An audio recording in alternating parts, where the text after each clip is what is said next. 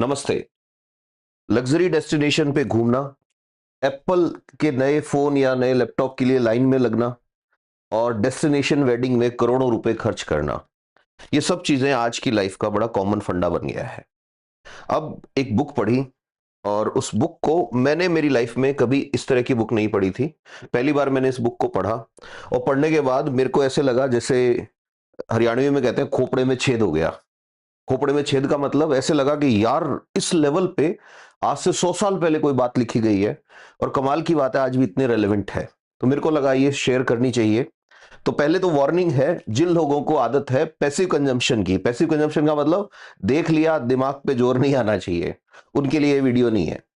दूसरी वार्निंग ये है कि इस वीडियो को अगर देख लिया तो देखने के बाद कमेंट किए बिना नहीं रह पाओगे और लगे कि अच्छा कमेंट है तो आज कमेंट में एक नया काम करना, किस जगह से हैं आप उस जगह का नाम कमेंट में जरूर मेंशन करना। और तीसरी बात, पूरा देखना, ध्यान से देखना। अब ऐसा नहीं है कि इस बुक को, मोटी बुक है, इस बुक को पूरा पढ़ना है, इसमें से नोट्स बनाए जैसी आदत है। ठीक है, अब ये नोट्स जो है मेरे को लगा जो बातें करनी चाहिए उतने ही बनाए मैंने। तो बस ये 4 पेज है, 4 पेज की बातें करेंगे लेकिन बड़े काम की बातें हैं। तो हम आज कैसे इस चीज को समझने वाले हैं कि हम कैसे चीजें खरीदते हैं, ये चीज डिसाइड कौन करता है। तो बुक जो है, बुक का नाम है डायलेक्टिक ऑफ एनलाइटनमेंट। ये जो बुक है ये लिखा हुआ है फिलोसफिकल फ्रेगमेंट्स, बट एक्चुअल में ये सिर्फ फिलोसफी नहीं है। इसकी पीडीएफ भी आपको ऑनलाइन मिल जाएगी। ठीक है, ये फिलॉसफी नहीं है, इसमें साइकोलॉजी भी है, इसमें इकोनॉमिक्स भी है, इसमें पॉलिटिकल साइंस भी है, इसमें और बहुत सारी चीजें मिक्स है और बड़ी ही दिमाग खोल देने वाली बुक है। तो ये बुक जो है, इसके ऑथर है मैक्स हॉकहेमर, बहुत फेमस जो है क्रिटिकल थिंकर रहे हैं। अभी क्रिटिकल थिंकर क्या होता है ये भी बात करेंगे। और थियोडोर एडोर्नो। मेरी तरह अगर आप साइंस से रहे हैं, भले ही आप इंजीनियर हैं, डॉक्टर हैं, किसी भी फील्ड से है, तो मेरे ख्याल से ये आपको ये फील कराएगा कि यार हमने ह्यूमैनिटीज के ये वाली चीजें क्यों नहीं पढ़ी हमने। तो क्रिटिकल थिंकिंग पे बात आज करनी है। तो पहले तो यही देख लेते हैं कि क्रिटिकल थिंकिंग होती क्या है। तो क्रिटिकल थिंकिंग क्या चीज है? क्रिटिकल थिंकिंग ये कहती है कि आप सिर्फ एक आइडियोलॉजी को मत पढ़ो। जिन लोगों को अंदाजा नहीं है, थोड़ा सा मैं बैकग्राउंड दे दूं कि इस दुनिया में 2 या 3 विचारधाराएं हैं जिनकी लड़ाई चलती है। कैपिटलिज्म, जिसको कहते हैं पूंजीवाद, जो कहता है कि माल बनाओ बेचो और कुछ मत देखो इधर उधर, डिमांड एंड सप्लाई अपने आप बैलेंस करेगी, इनविजिबल हैंड की बात करते हैं कि मार्केट अपने आप एडजस्ट होता है। एक होता है सोशलिज्म। इसको ऐसे समझो इजी वर्ड में, ये कहते हैं कि भाई पहले रोटी कपड़ा मकान सबके पास होना चाहिए, उसके बाद मार्केट आता है, पॉलिसी ऐसी बनाओ। फिर बीच में एक आइडियोलॉजी आती है मार्क्सिज्म। ये बोलते हैं कि दुनिया 2 चीजों से बनी है, एक वो जो एक्सप्लॉइट करता है, शोषण करता है, दूसरा वो जिसका शोषण होता है।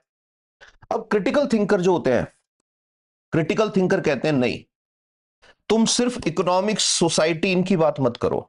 तो क्रिटिकल थिंकिंग वाले लोग ये कहते हैं कि एक काम करो, सोशियोलॉजी को उठाओ, समाज, सोसाइटी, फैमिली, उनको उठाओ, पॉलिटिकल साइंस को उठाओ, पॉलिसी कैसे बनती है, राजनेता, हमारे लीडर्स कैसे वोट मांगते हैं, कैसे एक्ट करते हैं, इकोनॉमिक्स को भी लेके आओ, आपको नॉलेज होना चाहिए कि कैसे इकोनॉमी इंपैक्ट होती है, और फिर उसी के अंदर लेके आओ साइकोलॉजी, और फिर इन सब चीजों को एनालाइज करो with the point of view of science का लेंस, कि साइंस क्या बिना भेदभाव की चीजें बनाती है।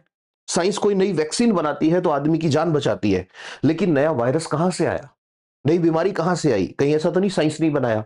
साइंस ने जितने लोगों की जान बचाई, एटम बॉम्ब फोड़ के साइंस ने कितने लोगों की जान ली। और इस साइंस को मैनेज करने में सोशियोलॉजी का, पॉलिटी का और साइकोलॉजी का क्या रोल होता है, इन सारी चीजों को जब एक साथ कोई आदमी देखता है तो ऐसा कहते हैं कि वो क्रिटिकल थिंकिंग कर रहा है। तो ये क्रिटिकल थिंकर हैं दोनों के दोनों। अब हम इनके जो पॉइंट्स थे, इंपॉर्टेंट पॉइंट्स, उनको आज हम स्टडी करेंगे और बड़ा मजा आने वाला है। तो इसमें सबसे पहले तो मैं थोड़ा सा बैकग्राउंड दे देता हूं आपको कि ये जो थियोडोर एडोर्नो साहब थे,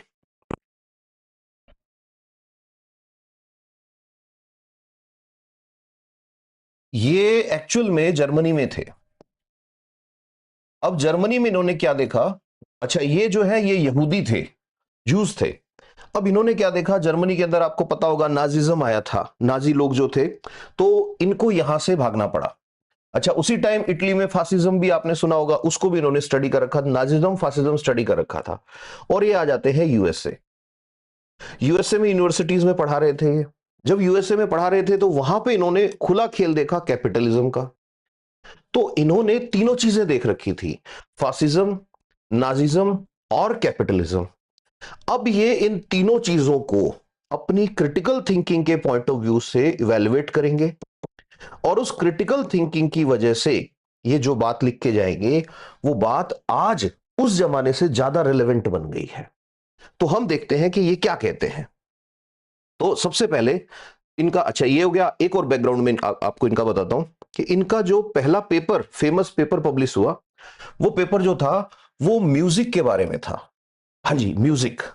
तो जो थियोडोर एडोर्नो थे, थियोडोर एडोर्नो साहब म्यूजिक के एक्सपर्ट थे, बहुत जबरदस्त इनकी म्यूजिक में रुचि थी। तो इन्होंने म्यूजिक को लेके अपना पहला पेपर पब्लिश किया था। ये इस बुक में भी आपको मिल जाएगा, अगर बुक डाउनलोड करके पढ़ोगे या जो भी है। तो अब इसके अंदर इन्होंने बात करी थी कि जो आर्ट वर्क होता है, दुनिया में कुछ भी क्रिएट होता है, कोई मूवी बनती है, इस दुनिया में कोई भी म्यूजिक बनता है, इस दुनिया में कोई भी सॉन्ग बनता है, तो वो दुनिया के हर एक सेक्शन को, यहां तक कि पॉलिटी को भी इंपैक्ट करने की कैपेसिटी रखता है। यही आज की थीम है। तो इसी के अंदर हम देखेंगे कि आज कैसे ये रिलेवेंट है। तो अब देखो, ध्यान से सुनना। इन्होंने क्या कहा? इन्होंने कहा कि इस दुनिया में सबसे पहली प्रॉब्लम क्या है? डायलेक्टिक ऑफ एनलाइटनमेंट है। डायलेक्टिक ऑफ एनलाइटनमेंट को हिंदी में अगर मैं कहूं तो ये है एक तरह का द्वंद्व। कि द्वंद्व क्या है? एनलाइटनमेंट का मतलब होता है जागरूक हो जाना। अब देखो, मैं साइंस का स्टूडेंट हूं तो हो सकता है इसके लिए आर्ट्स में कोई और टर्म हो। जागरूक कैसे होना? तो ये कह रहे हैं कि हुआ क्या, ये जो पूरी दुनिया की हिस्ट्री है, इसमें अगर हम चले तो पहले चला करते थे मिथ, पहले चला करते थे अंधविश्वास। अंधविश्वास कैसे? कि कोई आदमी मरता था तो हम ऊपर वाले को ब्लेम कर देते थे। फिर आया एनलाइटनमेंट। ध्यान से सुनना, एनलाइटनमेंट मतलब जागरूकता आई। ये एनलाइटनमेंट कौन लेके आया? ये एनलाइटनमेंट लेके आया साइंस। ये एनलाइटनमेंट आया पढ़ाई से, स्टडी से। ठीक है साहब। तो दुनिया यहां पे मैं ये कहूंगा कि बंद आंखों की दुनिया थी, एनलाइटनमेंट हुआ तो दुनिया की आंखें खुल गई एकदम से। अब दुनिया की आंखें खुलने के बाद, ध्यान से सुनना, आंखें खुलने के बाद आदमी को होना चाहिए जागरूक। जागरूक का मतलब आदमी होना चाहिए अवेयर। अब यहां पर थियोडोर एडोर्नो और मैक्स साहब क्या कह रहे हैं, बहुत ध्यान से सुनना।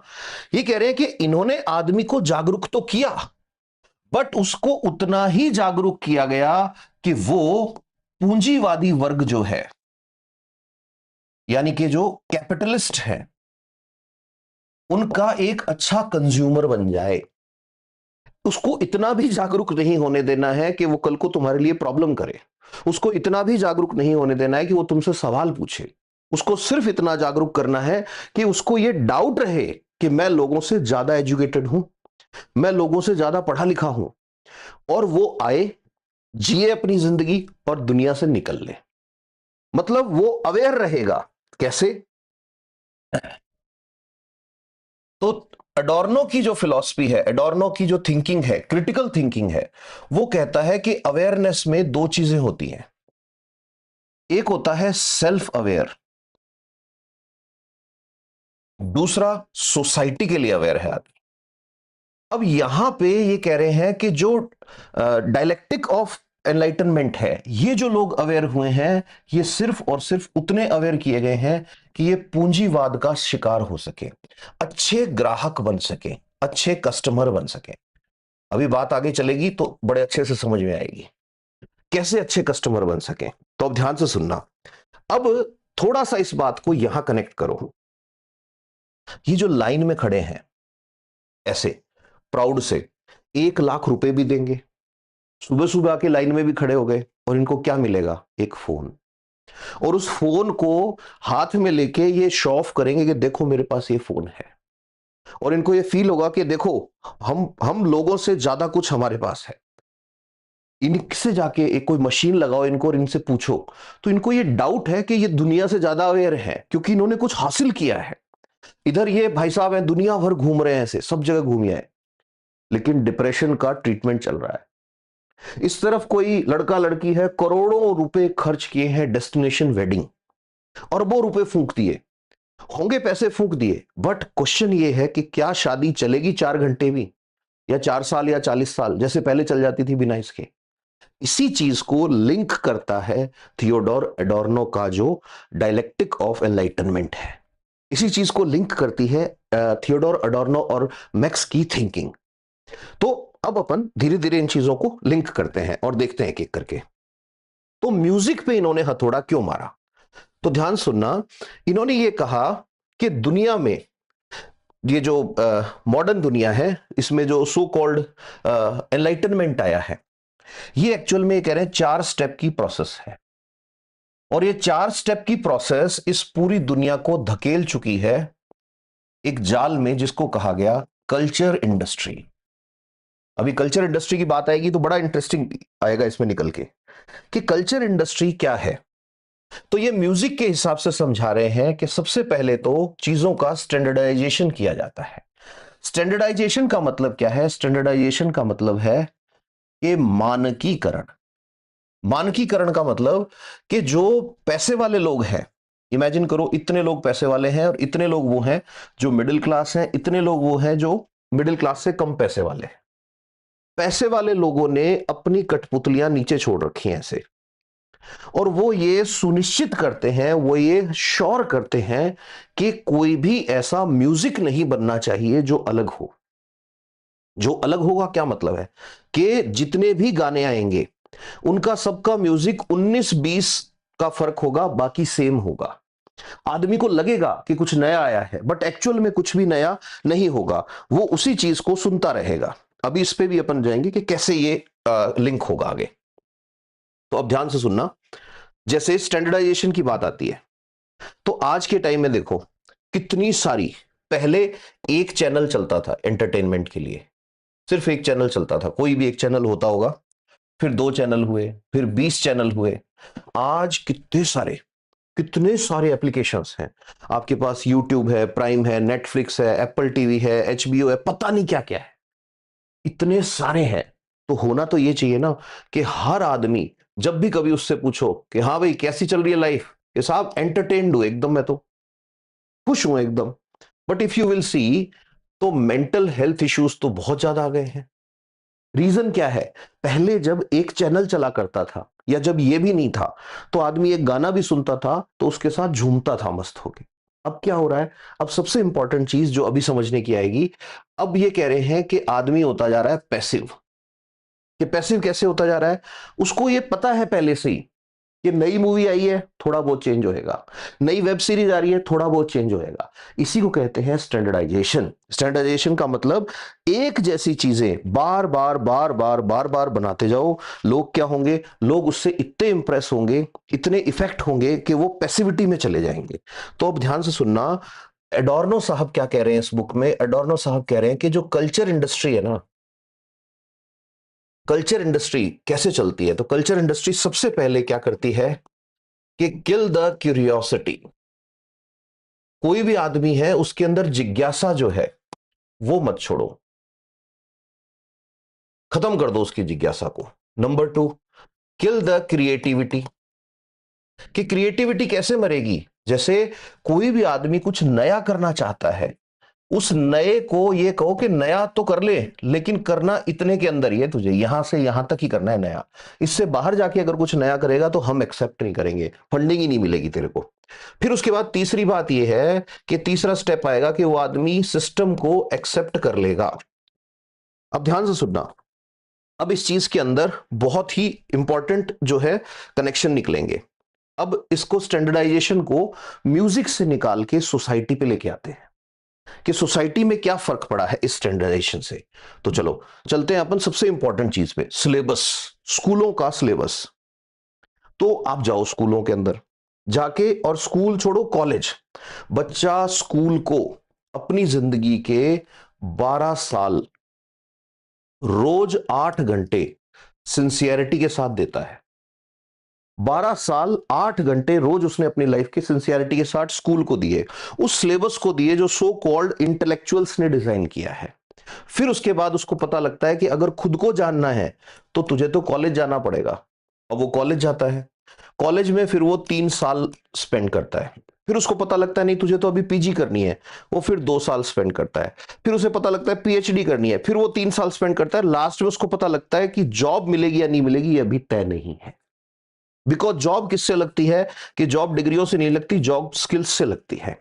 अब क्वेश्चन ये है कि उस बच्चे को ये सवाल पूछना चाहिए था कि 12 साल 8-8 घंटे दिए, 3 साल भी 2-3 घंटे रोज दिए होंगे, 2 साल मतलब 12 और 3 15, 2 17, 3 20 साल एक आदमी ने अपनी जिंदगी के, और ये कौन से वाले साल हैं? जवानी वाले साल हैं। एक आदमी ने अपनी जिंदगी के 20 साल एजुकेशन को दे दिए, और एजुकेशन उसको एक नौकरी नहीं दे सकती, और ये कह रहे हैं तेरे अंदर स्किल नहीं है। अगर स्किल नहीं है तो इसको सिखाया क्या 20 साल तक?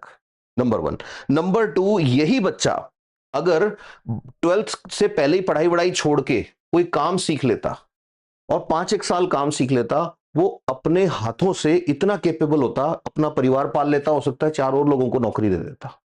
अब ऐसा वो डिसीजन क्यों नहीं ले पाया? Reason standardisation. स्टैंडर्डाइजेशन का मतलब हमने फिक्स कर दिया है कि सक्सेस का रूट है तो यही वाला है, आपको यहां से लेके यहां तक जाना ही पड़ेगा। अभी और एग्जांपल लेते हैं, ठीक है? अब ध्यान सुनना, थियोडोर एडोर्नो कहते हैं कि बात यह नहीं है कि सबको एक जैसा बना रहा है सिस्टम, बात यह है कि सबको एक जैसा बनाते बनाते हम लोगों को सिखा रहे हैं बिना क्वेश्चन पूछे एक्सेप्ट कर लेना। बिना क्वेश्चन पूछे जब कोई जनरेशन हर चीज को एक्सेप्ट करने लग जाएगी तो वो जनरेशन जो है वो जनरेशन क्राउड में कन्वर्ट हो जाएगी। ऐसी क्राउड जिसके पास सिर्फ एक चेहरा होगा। उनसे पूछोगे भाई तू ये क्यों कर रहा है, उनको कोई पता नहीं है क्यों कर रहा है, बस करना है। रीजन आगे वाला कर रहा है, पीछे वाला कर रहा है। 100 लोग नारा लगा रहे हैं तो 101वां भी नारा लगाएगा। ये है पैसिव कंजम्पशन का पहला जो इंट्रोडक्शन, जिसकी बात करें स्टैंडर्डाइजेशन की बात जब आती है तो। अब ध्यान से सुनना, दूसरी चीज ये क्या कहते हैं? दूसरी चीज कहते हैं कि ये सिस्टम जो है जनरेट होगा इस तरह से, ये सिस्टम आपको शूडो इंडिविजुअलिज्म का फील देगा। शूडो इंडिविजुअलिज्म क्या होता है? शूडो इंडिविजुअलिज्म के लिए कहा गया है कि ये सबसे खतरनाक और सबसे चालाक चीज है सिस्टम की। इसमें क्या होगा? शूडो इंडिविजुअलिज्म में आपको ये बहम होगा कि आप चूज कर रहे हैं, आपको ये फीलिंग दी जाएगी कि you are the king because you are customer. तो आप जैसे ही अंदर घुसोगे शॉप के, आपको ऐसे लगेगा अरे 4 तरह की चीजें हैं, इनमें से एक चूज करनी है। एक्चुअल में उन्होंने डिसाइड ही ये किया है, स्टैंडर्डाइजेशन इन 4 में से एक लेके ही जाएगा यहां से।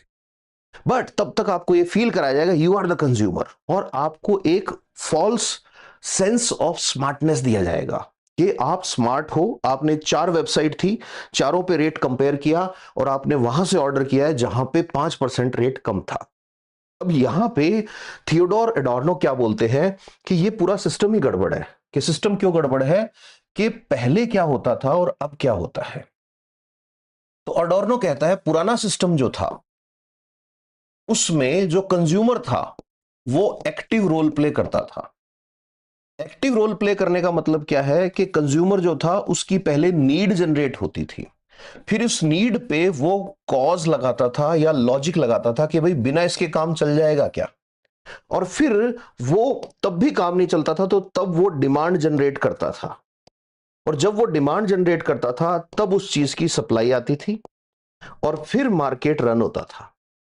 अब जो नया सिस्टम आया है उस नए सिस्टम ने, मैंने बार बार बोला ये वर्ड, कि कंज्यूमर जो है उसको बना दिया है पैसिव। अब जैसे ही पैसिव कंज्यूमर बन गया तो हो क्या रहा है सिस्टम में? पहले प्रोडक्शन हो रहा है, ध्यान सुनना, पहले प्रोडक्शन हो रहा है, प्रोडक्शन के बाद पहले सप्लाई हो गई है, सप्लाई होने के बाद एडवर्टीजमेंट आएगा, और एडवर्टीजमेंट आने के बाद आदमी के दिमाग में एक थॉट आएगा, और वो थॉट भी कैसा? पैसिव थॉट आएगा, और उस पैसिव थॉट की वजह से वो आदमी अब बनेगा कंज्यूमर। अब कहीं भी इसमें क्वेश्चन नहीं आया कि क्या आपको जरूरत थी, जैसे किसी आदमी ने अपना फोन अपडेट किया, तो क्या आपको जरूरत थी कि नहीं? क्यों खरीद के लाए? कि इसका कैमरा अच्छा है। मतलब कैमरा और फोन क्या कनेक्शन है? नहीं चाहिए। रीजन क्या था? बस मुझे फोटो डालनी है। कहां डालनी है? बस स्टेटस अपडेट करना है। फोन खरीद के, गाड़ी खरीद के, नई गाड़ी। तो ये नए वाला सिस्टम जो है, इसमें बार बार पैसिवनेस की बात करते हैं। अब इसको पॉलिटिकल साइंस से कैसे कनेक्ट करेंगे, उसकी बात भी करेंगे। तो अब ये जब शूडो इंडिविजुअलिज्म की बात करते हैं, तो ये कहते हैं कि देखो, मार्केट में आदमी, जैसे एग्जांपल देते हैं, शैंपू लेने गया, तो आप शैंपू लेने जाओ तो आपको हो सकता है शैंपू के 10 ब्रांड मिले। अब उन 10 ब्रांड के सामने आपको एक शॉपिंग मॉल में ऐसे खड़ा कर देगा ये सिस्टम कि आपको इसे फील होगा कि आप बड़े एजुकेटेड और बड़े वो हो। और फिर कई उठा उठा के आप चेक भी करोगे कौन से वाला शैंपू कैसा है, और फिर आप उनमें से कोई एक विटामिन ये वो फलाना डिमाना वादे कर रखे होंगे, वो आप खरीद के लाओगे। एक्चुअल में वो ये कहते हैं थियोडोर एडोर्नो कि इनको जब पढ़ोगे अंदर बैठ के इनका लेबल, तो पता लगेगा 99.9% शैंपू में सोडियम लोराइल सल्फेट या कोई और लोराइल सल्फेट होगा। 99% आर सेम। और तो और इनके मेकर सेम है। टूथपेस्ट के लिए वो कहते, आज का एग्जांपल देखोगे उसमें भी आपको सेम चीज मिलेगी। सेम इज केस विद, आपने अगर कोई सिम ले रखी है कंपनी ए की, आप चाहे बी की ले आओ, सी की ले आओ, डी की ले आओ, सबके डेटा पैक का रेट सेम है, ऑलमोस्ट सेम है। Same is with Ola, Uber, these things. तो ये शूडो इंडिविजुअलिज्म की फीलिंग देता है आपको कि आपकी कुछ पहचान है, आपकी कुछ वैल्यू है। कोई वैल्यू नहीं है। स्टैंडर्डाइजेशन कर दिया गया है मार्केट का। आपको उसी उन्हीं दो ए और बी के बीच में बाउंस होना है। अब देखो अगली चीज, कोमोडिफिकेशन, द मोस्ट इंपॉर्टेंट कॉन्सेप्ट। कोमोडिफिकेशन जो है, ये कहता है कि पहले जो कल्चर हुआ करता था, जो लाइफ के इवेंट हुआ करते थे, वो हैप्पीनेस के लिए सेलिब्रेट किए जाते थे। अब आपका कल्चर, आपके लाइफ के इवेंट जो है, वो बन गए हैं कोमोडिटी, वो बन गए हैं प्रोडक्ट। और अगर प्रोडक्ट बन गए हैं तो उनकी लगी है sale. For example, Valentine's day. Valentine's day या न्यू ईयर। अब वैलेंटाइन डे को अगर आप देखोगे तो इतना बड़ा मार्केट तैयार हो गया है। रीजन के एक्सप्रेशन ऑफ लव। ठीक है, मदर्स डे, फादर्स डे, ये सारी चीजें क्या है? ये सारी की सारी चीजें एडोर्नो साहब कहते हैं फीलिंग्स हैं। प्यार आपका किसी के लिए भी हो सकता है, टीचर के लिए भी प्यार हो सकता है, रेस्पेक्ट हो सकती है। ये सारी चीजें क्या है? फीलिंग्स हैं। पहले सिर्फ फीलिंग्स एक्सप्रेस करी जाती थी और कभी भी कर देते थे। अब मार्केट क्रिएट करने के लिए उन फीलिंग्स का एक दिन डिसाइड करना पड़ेगा। तो ये इतने वाइज और इतने चालाक लोग हैं सिस्टम बनाने वाले, इन्होंने पूरे साल की टीचर की रेस्पेक्ट के लिए एक दिन बना दिया, टीचर्स डे। अब पहले नंबर पे टीचर्स डे आया, दूसरे नंबर पे फिर क्या, नहीं नहीं इसके साथ एक चीज और ऐड करो, गिफ्ट। कहां से आया गिफ्ट? जैसे गिफ्ट ऐड कर दिया, वो बन गया है commodity. Same is case with Valentine's day. अच्छा, same is case with Muslims, Hindus, Christians, everywhere. यहां तक के जो स्पिरिचुअलिटी थी, ध्यान से सुनना, किसी आदमी की लाइफ में सबसे इंपॉर्टेंट चीज होती है प्राइवेसी। प्राइवेसी के अंदर उसके क्या क्या आता है? प्राइवेसी में आती है उसकी फैमिली।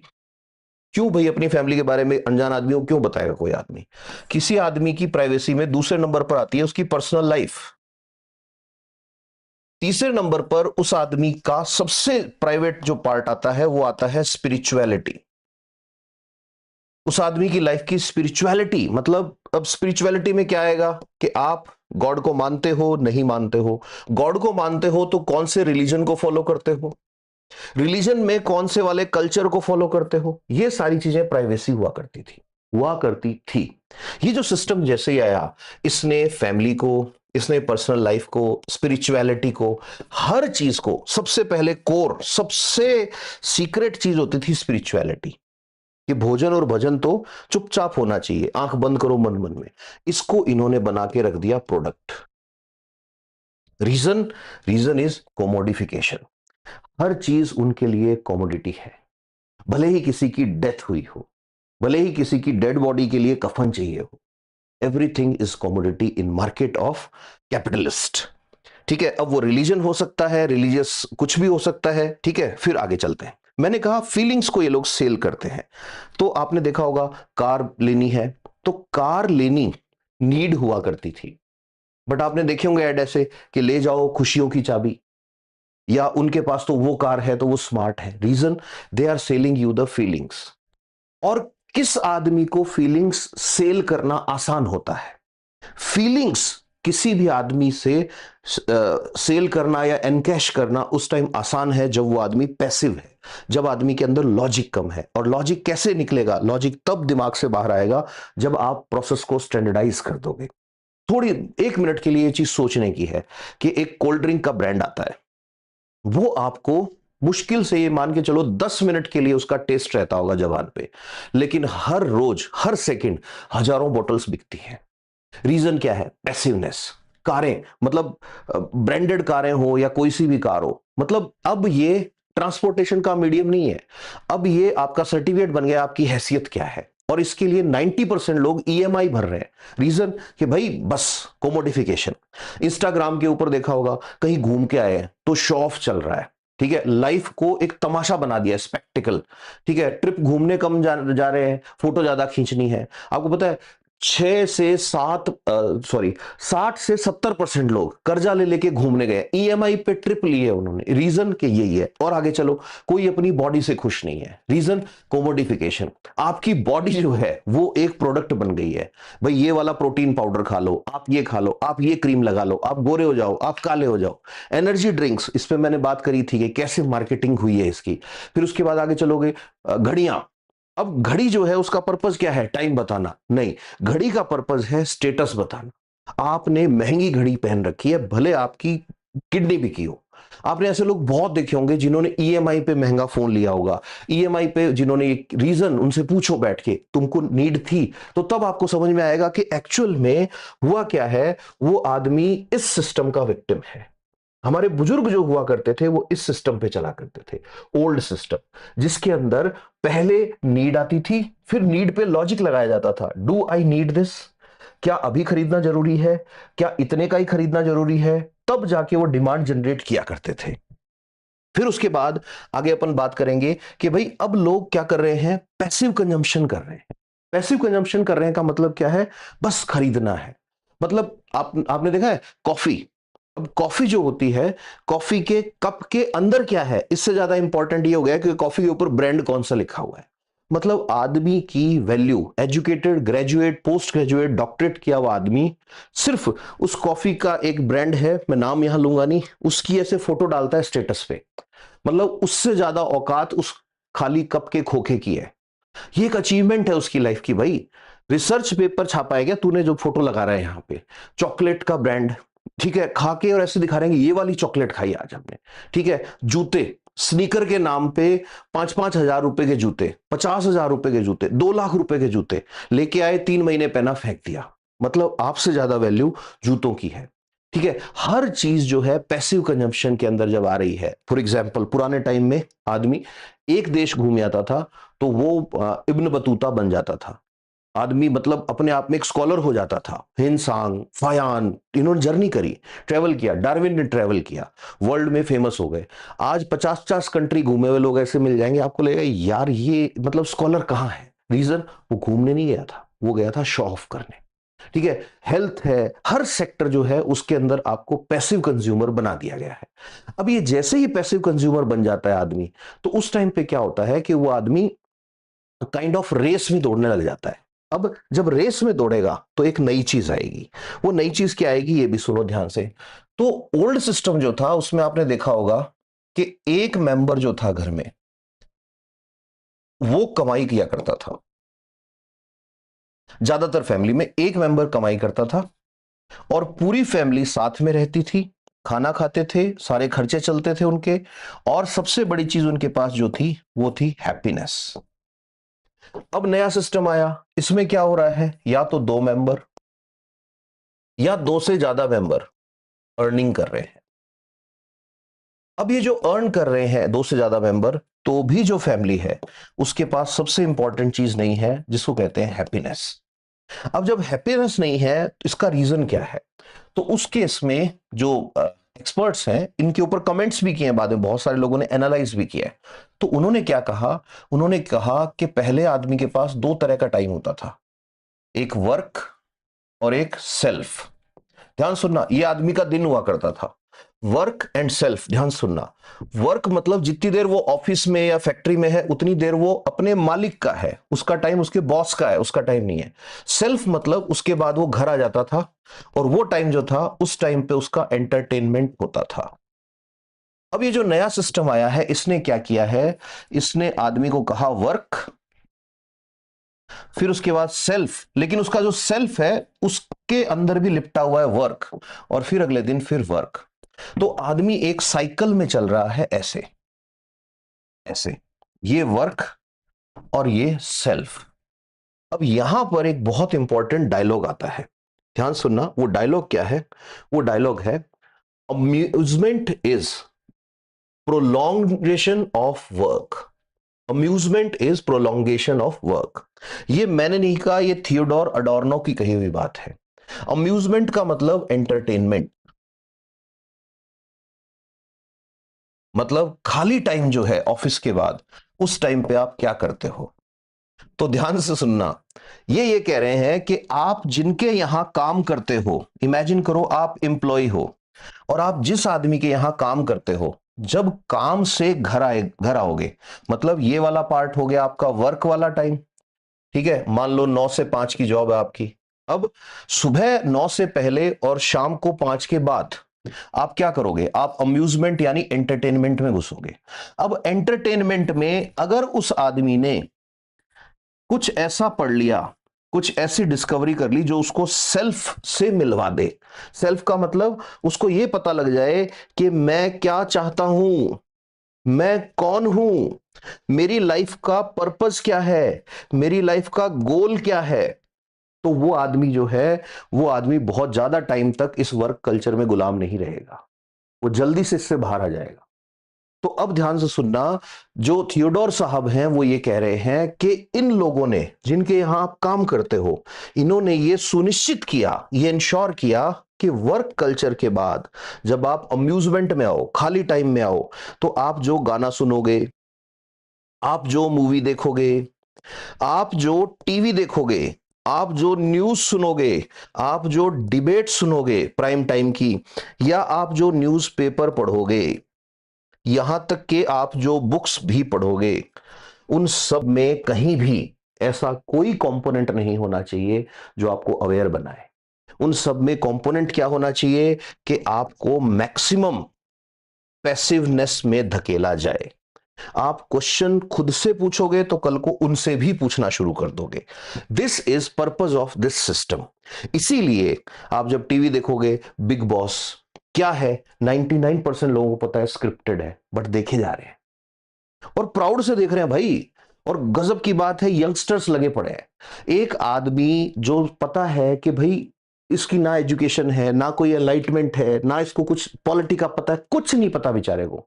ये तो भोला आदमी है, ये तो पढ़े जा रहा है, जो सामने स्क्रीन पे लगा दिया, वो जेब में हाथ डाल के जो बोल दिया वो बोल दिया इसने, बट वो चले जा रहा है सालों से।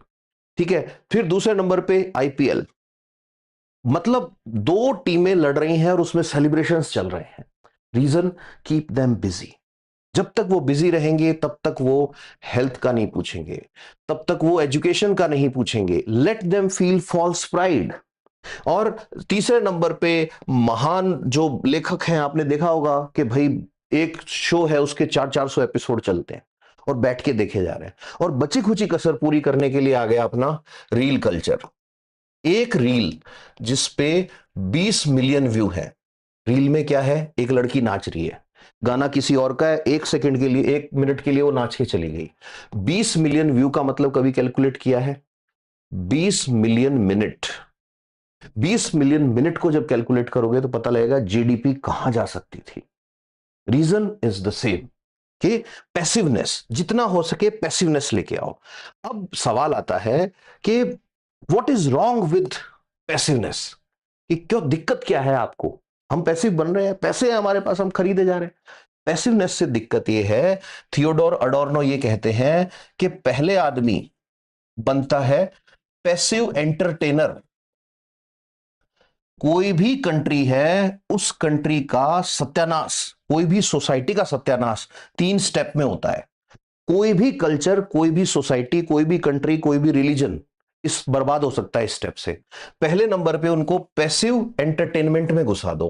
पैसिव एंटरटेनमेंट का मतलब उन्हें पता ही नहीं कि जो देख रहे हैं उसका खोपड़े पे क्या असर होगा। उनको आदत हो जाए ऐसी चीजें देखने की जिसमें दिमाग नहीं लगाना, बस बकवास चल रही है। उनसे पूछो इसे देख के आपकी लाइफ में क्या चेंज आया, कुछ नहीं। उनको पूछो इस मूवी को देखा इससे क्या फायदा हुआ, कुछ नहीं, एंटरटेनमेंट है। कितना याद है, कुछ नहीं है। Reason, passiveness. जब वो पैसिव एंटरटेनर बन जाएंगे, नेक्स्ट स्टेज आएगा पैसिव कंज्यूमर। देश बर्बाद करने की स्ट्रेटजी बता रहा हूं ये मैं, किसी की कंट्री खत्म करनी हो तो। पैसिव कंज्यूमर मतलब नई जनरेशन खरीदारी कर रही है, उसको पूछो जरूरत थी क्या इसकी, नहीं, बस ऐसे ही कल्चर चल रहा है, आजकल चल रहा है, फास्ट फैशन जैसे चलता है चल रहा है, ठीक है, कूल है इसलिए कर रहे हैं। घूमने क्यों गए, कूल लगता है, ठीक है। My life my rule, my life my rule में क्या है कि बस मैं डिसीजन ले रहा हूं, तू नहीं ले रहा, तू कठपुतली बन गया है, बर्बादी का चरण आ रहा है। तीसरी स्टेज फिर क्या आएगी, अब ध्यान सुनना, पैसिव पैसिव। अब ये लोग वर्क क्लास पे भी पैसिव हो जाएंगे। वर्क क्लास पे पैसिव का मतलब बंदे को पेंटिंग करनी थी बट उसने इंजीनियरिंग इसलिए कर ली क्योंकि सब कर रहे थे, ठीक है। बंदे को म्यूजिक सीखना था बट उसने एमए हिस्ट्री इसलिए कर ली क्योंकि सब कर रहे थे। उसने पीएचडी इसलिए कर ली कि सब कर रहे थे, सब फॉर्म भर रहे थे, उसने भी फॉर्म भर दिया, जिया मरा खत्म, खेल खत्म। पैसिव वर्क पे आएंगे तभी तो क्या होगा, ये लोग आगे चल के थियोडोर अडोर्नो कहते हैं बन जाएंगे पैसिव वोटर। पैसिव वोटर का मतलब सरकार कुछ भी करे, इनमें हिम्मत नहीं रहेगी सवाल पूछने की। किसको वोट देना है कोई फर्क नहीं पड़ता, पार्टी चेंज हो गई हमें क्या लेना देना, ठीक है। कंट्री पे अटैक हो रहा है हमें क्या लेना देना, ये हो रहा है हमें क्या लेना देना, बिल्कुल पैसिवनेस आ जाएगी। जैसे ही ये पैसिवनेस एक लेवल आगे चलती है तो फिर उन लोगों को क्या होता है, यहां आती है सोशल सीमेंटिंग। ध्यान सुनना, सोशल सीमेंटिंग क्या होती है। सोशल सीमेंटिंग में थियरी आती है allegory of cave. Allegory of cave पे फिर कभी बात करेंगे, लेकिन इसको ऐसे समझो कि अगर पूरी क्राउड जो है वो पैसिव पैसिव थिंकिंग वाली है और इनके बीच में कोई ऐसा आ गया जो एक्टिव थिंकिंग वाला है तो इनको ये बुरा लगेगा। पैसिव पैसिव वाले आपस में मिलेंगे और मिलके ये बन जाएंगे फैन। किसके फैन बन जाएंगे, खुद के जैसे ब्रेनलेस कोई आइडियल के। तो इनके जो आइडियल होते हैं वो ज्यादातर या तो उनका ब्रेन होता ही नहीं है, खोपड़ा ही नहीं होता उनके पास, या फिर उनकी एजुकेशन बहुत कम होती है। आपने इंडिया में देखा होगा यूट्यूबर्स, कोई 10वीं फेल है, कोई कुछ एजुकेशन, कोई गालियां दे रहा है गंदी गंदी, कोई कुछ कर रहा है, कोई फूहड़ जोक सुना रहा है और उनके फॉलोवर देखो मिलियंस में है। ये कौन है, ये फैन कल्चर है, टॉक्सिक फैन कल्चर। इसका क्या इंपैक्ट है इसकी भी बात करेंगे। अब जैसे ही कोई कंट्री में फैन कल्चर इंजेक्ट हो गया तो वहां से क्या होगा, जो लोग इंटेलेक्ट्स होंगे, इंटेलेक्चुअल्स जो होंगे वो उस कंट्री से एस्केप मारना शुरू कर देंगे या वो साइलेंट हो जाएंगे, वो चुप रहना शुरू कर देंगे, बोले करने दो यार इनको जो करना है। जैसे ये चुप रहना शुरू होंगे तो ये शुरू कहां से होगा, ये शुरू होगा फैमिली से। फैमिली से शुरू कैसे होगा कि फैमिली में मान लो ग्रैंडफादर वाली जनरेशन है, दादाजी बाबा जिनको बोलते हैं वो वाली जनरेशन है, दादी है, उनके नीचे माँ बाप है, फादर मदर, इमेजिन कर लो यहां ग्रैंड मदर यहां मदर, और फिर उनके नीचे बड़ा भाई है, ब्रदर या सिस्टर है, और यहां पे वो सो कॉल्ड फैन, हम तो उसके फैन हैं, उस भाई के फैन हैं, ये वाले ब्रेनलेस लोग हैं यहां पे। अब ये इनकी सुन ही नहीं रहा, तो सुन नहीं रहा तो ये खुद को साइलेंट कर लेगा। जैसे ये साइलेंट कर लेगा तो अगला स्टेप क्या होगा कि फैमिली जो है वो कोलैप्स कर जाएगी। फैमिली कोलैप्स क्यों कर जाएगी, क्योंकि आपने अथॉरिटी स्नैच कर ली, अथॉरिटी स्नैच कर ली, फैमिली कोलैप्स कर जाएगी। जैसे ही फैमिली कोलैप्स कर जाएगी ये लोग और ब्रेनलेस हो जाएंगे और इजी विक्टिम बन जाएंगे। रीजन, अब इनके पास कोई नहीं है जिससे अपनी बातें शेयर कर सके। अब ये जो ब्रेनलेस विक्टिम्स होते हैं या ये जो सोसाइटी होती है इसमें क्या होता है, इसमें बड़ा इजी होता है होप्स बेचना। फॉर एग्जाम्पल कोई एक कंपनी आएगी, आके पढ़ी लिखी लड़कियों को बेवकूफ बना के जाएगी, पीजी पोस्ट पीजी करी हुई लड़की गोरा बनने में लग जाएगी कि मेरे को गोरा बनना है। ये क्वेश्चन पूछना चाहिए हमें खुद से कि दुनिया में स्किल्स इंपॉर्टेंट है या स्किन का कलर इंपॉर्टेंट है। अगर नहीं है तो आप अपने चारों तरफ नजर डालो और देखो लड़कियां फिल्टर क्यों यूज करती हैं। फोटो खींचते हैं ना तो फिल्टर यूज कर रही हैं लड़कियां, रीजन उनको गोरा दिखना है। तो इनको होप सेल करनी है, इसीलिए करोड़ों रुपए का मार्केट बन गया उन क्रीम्स का जो गोरा बनाती हैं। करोड़ों रुपए का मार्केट बन गया उन चीजों का जो प्रॉमिस करते हैं कि we will make your kids smarter and sharper, औरों से और शार्प करेंगे तुम्हारे बच्चों को। शार्प करके क्या मतलब, ये पेंसिल है, इसको शार्पनर में डाल के शार्प करोगे तुम, ठीक है। फिर उसके बाद अगली इंपॉर्टेंट चीज आती है, जब ये विक्टिम बन जाते हैं इन चीजों के, पैसिव लोग हो जाते हैं, तब आएंगे न्यूमेरोलॉजी एक्सपर्ट कि भाई तुम्हारे मोबाइल नंबर जो है वो 8 से शुरू होगा ना तो तुम्हारा ये काम बन जाएगा। तुम्हारी डेट ऑफ बर्थ क्या है कि साहब 12th है तो तुम्हारा मूलांक 3 है, 3 मूलांक वाले लोग तो ऐसे होते हैं, वैसे होते हैं। फिर यहीं पे आएंगे एस्ट्रोलॉजी वाले लोग, वो आपको बताएंगे कि भाई साहब आप क्या करो, आप ये वाला करो, ये करो, वो करो। यहीं पे आएंगे फेंग शुई वाले, आप कमरे में यहां कछुआ रख लो, यहां ये रख लो। और गजब का ऐसे ऐसे लोग आएंगे, हाथ में दो कुछ नहीं है, ऐसे दो पकड़ रखे हैं इलेक्ट्रॉनिक डमरू, उनके अंदर वायर लगी हुई है, लाइट जलती है ऐसे, और बिठा के 2-3 हजार रुपए लेके तुमको कहेंगे तुम मैग्नेट पकड़ो, ऐसे 2 मैग्नेट पकड़ा दी, उनका कनेक्शन इनसे है, वैसे कोई कनेक्शन नहीं है, बस दिखाने के लिए। और वो ऐसे ऐसे करेंगे, इधर झुक गया तो काम होगा, इधर झुक गया नहीं होगा। और ऐसे लोग रिलीजियस लीडर्स जो होते हैं उनके चंगुल में बहुत जल्दी आते हैं। तो कुल मिला के थियोडोर अडोर्नो ये कहते हैं कि पैसिव ब्रेन्स जो होते हैं they are very easy to control, passive brains are very easy to control. और ये पैसिवनेस जो है ये कहां से शुरू होती है, एंटरटेनमेंट इंडस्ट्री से, एंटरटेनमेंट इंडस्ट्री से।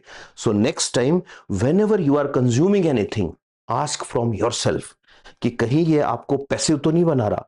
क्योंकि ये जो पैसिवनेस है, ये पैसिवनेस शुरू होगी एंटरटेनमेंट से, फिर धीरे धीरे धीरे धीरे कंज्यूमरिज्म में जाएगी, और फिर कल्चर इंडस्ट्री जो है, याद रखना कल्चर इंडस्ट्री अब सिर्फ प्रोडक्ट नहीं बची है, ये हमारी लाइफस्टाइल बना दी गई है, हमारी बॉडी, हमारी फॉरेन ट्रिप्स, हमारी घूमने की चीज, हमारी खुशी, हर चीज उनके लिए कमोडिटी है। हमको लगता है कि हम जी रहे हैं, एक्चुअल में हम सिर्फ उनके अकॉर्डिंग परफॉर्म कर रहे हैं। अगली बार जब एनर्जी ड्रिंक या कोल्ड ड्रिंक की बोतल उठाओ, जब अगली बार ऐसी सिचुएशन आए कि लोग दिखें सिगरेट खुले में पी जा रही है, ठीक है, बट छाछ पीने में शर्म आ रही है, ऐसे लोग दिखें जो बाहर खड़े होके बियर की बोतल गटकने में बिल्कुल शर्म नहीं आती, लस्सी पीने में शर्म आ रही है, ऐसे लोग दिखें जिनको कोल्ड ड्रिंक या चॉकलेट में टेस्ट आए, दही और दाल बुरी लगे, समझ जाओ कि ये पैसिवनेस के विक्टिम है। This generation will do degrees just because others were doing. This generation will marry just because grandfather is ill and is about to die. They will buy something not because of need but because others are buying it. Because you have to remember that human values, we are human, what is our contribution to society, good health, good thoughts, our life, our values, our virtue, these are the things we should talk about, we should think about. Got it? Otherwise we are victim of what? We are victim of educated passiveness. We are victim of, you can say, people who will ensure कि less educated people जो हैं वो आके फिर हमें guide करें। और ये फैन कल्चर डैमेज कैसे करेगा, इस फैन कल्चर की वजह से बाद में क्या होगा, जब वोट डालने जाओगे तो उस टाइम लॉजिक नहीं लगाओगे, और यही तो चाहिए था, लॉजिक लेस लोग। तो होपफुली इस सेशन से कुछ सीखने को मिला होगा। नीचे कमेंट्स में अच्छा लगा तो अपनी जगह का नाम जरूर मेंशन करना, और अगर कोई ऐसा इंसिडेंट हुआ है जिसमें देखा है कि यस लोग बाइंग कर रहे हैं तो please mention that also. Thank you, stay happy, stay blessed, love you.